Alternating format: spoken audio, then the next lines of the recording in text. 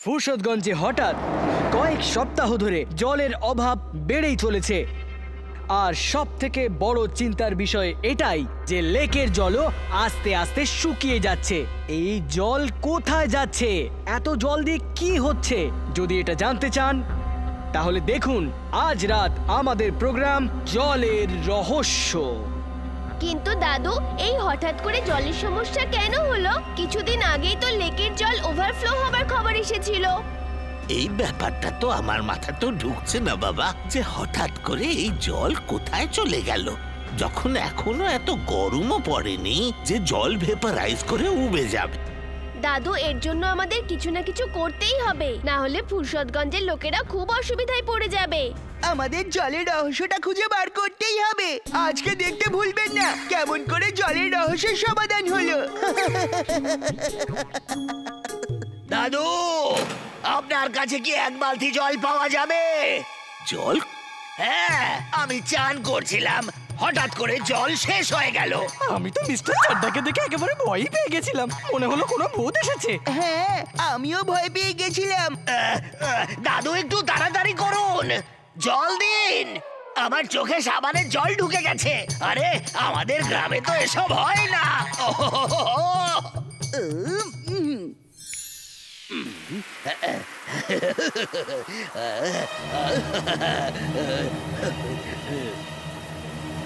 আরে, এই জল কোথা থেকে আসছে? থ্যাংক ইউ ভেরি মাচ বাবা, থ্যাংক ইউ ভেরি মাচ। তুমি সবসময় এরকম উল্টোপাল্টা কাজ কেন করতে থাকো? হ্যাঁ, যখনই করবে তখন ঠিকঠাক করে করো। আমি বলতে চাইছি যে শুধুমাত্র মিস্টার চাড্ডার প্রবলেমটা সলভ করলে হবে না জিন্টু, করতে হলে পুরো ফুরসতগঞ্জের প্রবলেম সলভ করো। না হলে এক্ষুনি তো মিস্টার চাড্ডা স্নান করার জন্য এখানে এসেছিলেন, কিছুক্ষণ পরে পুরো ফুরসতগঞ্জ চলে আসবে স্নান করার জন্য। আচ্ছা, এই ব্যাপার। তাহলে এক্ষুনি দিচ্ছি সব প্রশ্নের একটা উত্তর। আগ্রাম বাগরাম আলাম ফালাম মিকরাম টিকরাম দাম দামাদাম। এখন সব বাড়ির উপরে ক্লাউড রয়েছে, কারোর জলের সমস্যা হবেই না। হ্যাঁ জিন্টু, তুমি একটা সমস্যা শেষ হতে না হতে আর একটা সমস্যা খাড়া করে দাও।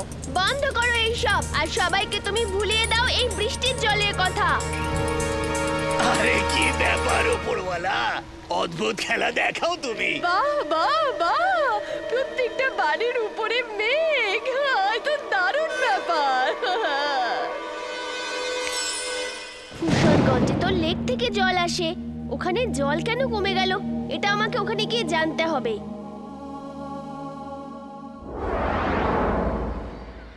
Under water suit on.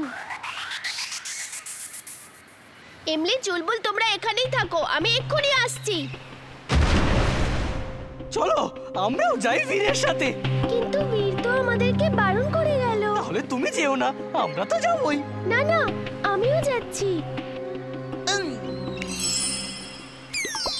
Wow, মাছেদের জীবন কত সুন্দর।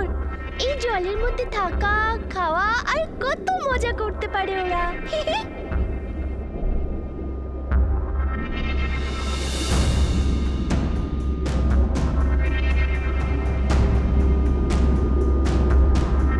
এমনি শান্তির সময় শেষ।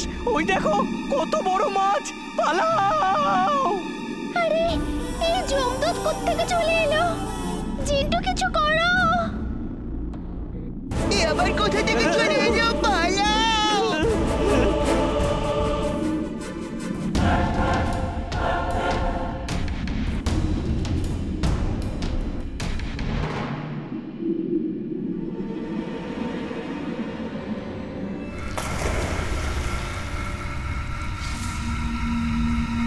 ও, এখানে তো এনার্জি তৈরি হচ্ছে, তাহলে এটাই হলো কারণ জল কমে যাওয়ার। হ্যাঁ, এখানে এনার্জি তৈরি হচ্ছে। আর পাকামি করে আমার চরকায় তেল দিতে এসেছো যখন, তখন তোমায়ও তো কিছু না কিছু বানিয়ে ফেলতে হবে। Because I am mad, very very mad. আজ তো তোমার 12টা বাজিয়েই ছাড়বো। চলো দেখি কে কার 12টা বাজায়। তুমি বাজাও না আমি।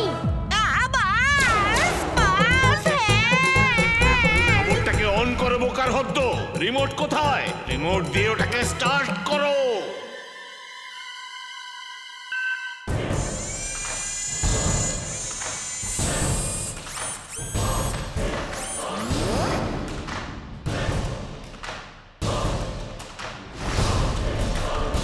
ওটার ইলেকট্রিক্যাল পাওয়ার অন করো তাড়াতাড়ি। ওই রেড বাটনটা টেপো। রেড বাটন চেপে দিয়েছি বাস।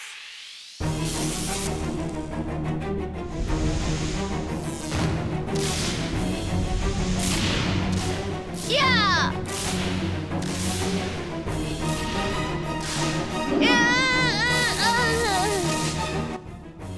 বীর, তুমি এবারে আর বাঁচতে পারবে না। ইয়া!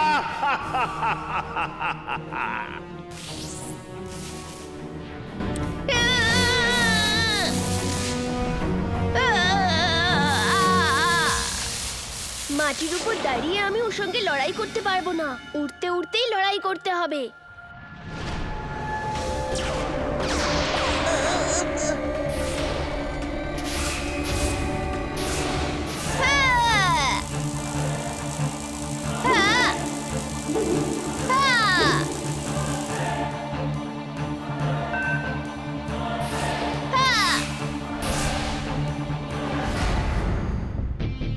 এক্ষুনি মজা দেখাচ্ছি তোমায়।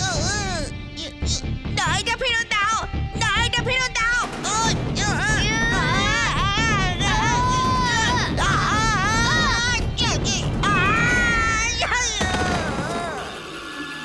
তোমার ট্রান্সফরমারের এনার্জি এবার শেষ টিম্বাকটু।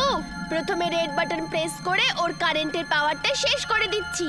এবার অফ করছি গ্রিন বাটন প্রেস করে। এবার শুধু থাকবে তুমি আর আমি টিম্বাকটু।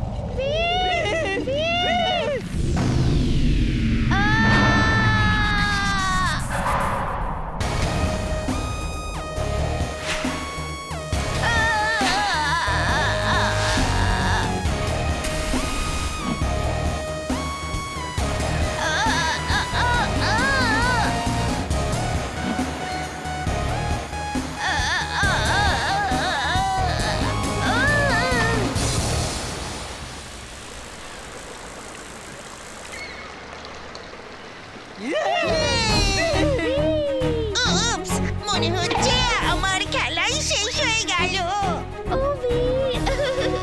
আমি তো ভয় পেয়ে গেছিলাম। ইটস ওকে ইমলি। আর তুমি জানো ম্যাড ম্যাক্স জল থেকে কারেন্ট বানাচ্ছিল আর ওই কারেন্ট থেকে ইলেকট্রিক্যাল ট্রান্সফরমার রোবট বানাচ্ছিল।